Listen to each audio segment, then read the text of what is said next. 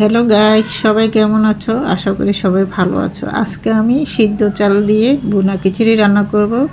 500 গ্রাম সিদ্ধ চাল নিয়েছি এবং সাথে 1 বাটি মুগ ডাল নিয়েছি, সাথে নিয়েছি মুরগির মাংস।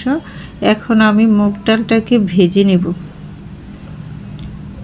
মুগ ডালটা ভেজে ভুনা খিচুড়ি রান্না করলে আলাদা একটা ফ্লেভার আসে।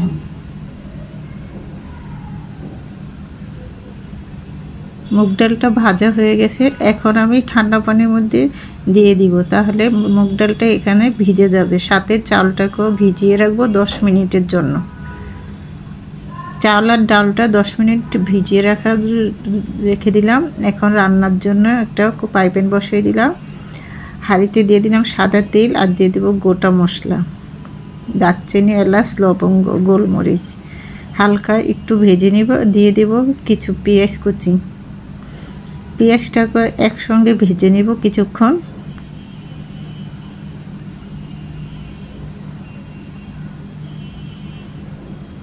পেঁয়াজটা আমি কিছুক্ষণ ভেজে নিয়েছি। এখন দিয়ে দেব 1 টেবিল চামচ আদা রসুন বাটা। দিয়ে দেব 1 চামচ লবণ। দিয়ে দেব 1 চামচ হলুদের গুঁড়া, 1 চামচ মরিচের গুঁড়া,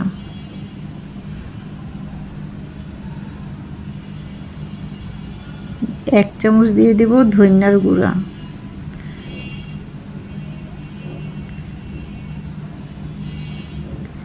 আর দিয়ে দেব 1 চামচ জিরার গুঁড়া।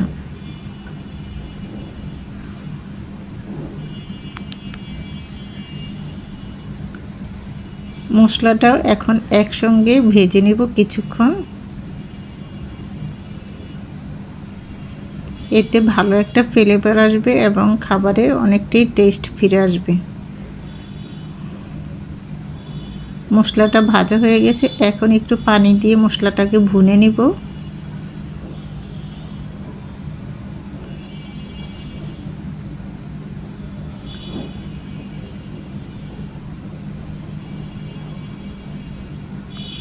মশলাটাকে আমি ভালো করে ভুনে নিয়েছি।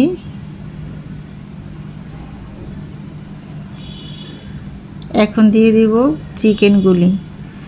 মুরগির বুকের পিসটাই আমি দিয়ে খিচুড়ি করছি, সেই জন্য মুরগির বুকের পিসটা দিয়ে দিলাম। এতে খুব ভালো লাগে মুরগির বুকের পিস দিয়ে খিচুড়ি করলে। গোশটা আমি কিছুক্ষণ ঢেকে রান্না করব।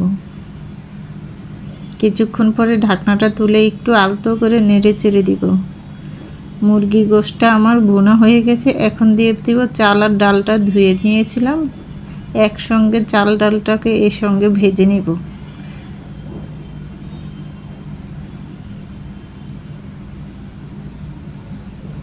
খুব সুন্দর করে ভেজে নিয়েছি। এখন দিয়ে দেব ফুটানো গরম পানি। আগে গরম করে পানিটা নিয়েছিলাম, সে পানিটা দিয়ে দিলাম। দিয়ে দেব কয়েকটা কাঁচামরিচ। কিছুক্ষণ আমি 10 মিনিট দমে রান্না করব। 10 মিনিট পরে ঢাকনাটা তুলে একটু আলতো করে এপিট ওপিট করে উল্টিয়ে পাল্টিয়ে নেড়ে চেড়ে দিব। এই যে চালটা পরে সিদ্ধ হয়ে গেছে। এখন কিছুক্ষণ ঢেকে রেখে দেব চুলার উপরে।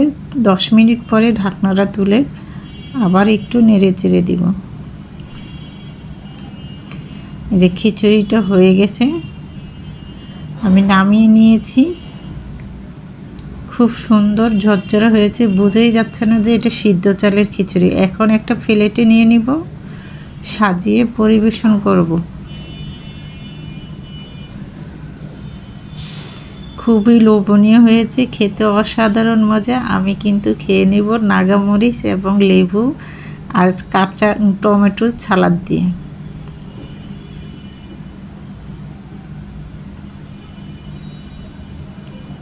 এভাবে খিচুড়ি রান্না করে খেলে অসাধারণ লাগে, অন্য কিছু আর লাগে না। খেতে খুবই ভালো, মজাদার এই রেসিপিটা।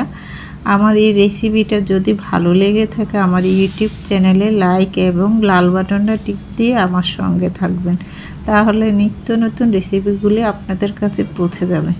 আমি এখন খেয়ে দেখাবো কতটা মজা এবং লোভনীয় হয়েছে। খেতে অসাধারণ মজা। কালারটাও খুব সুন্দর এসেছে, আর ফ্লেভারের কথা তো অতুলনীয়। অনেক সুন্দর একটা ফ্লেভার এসেছে, খেতে খুবই মন চাবে, ইচ্ছে করবে যে বারবার খেয়ে নিই।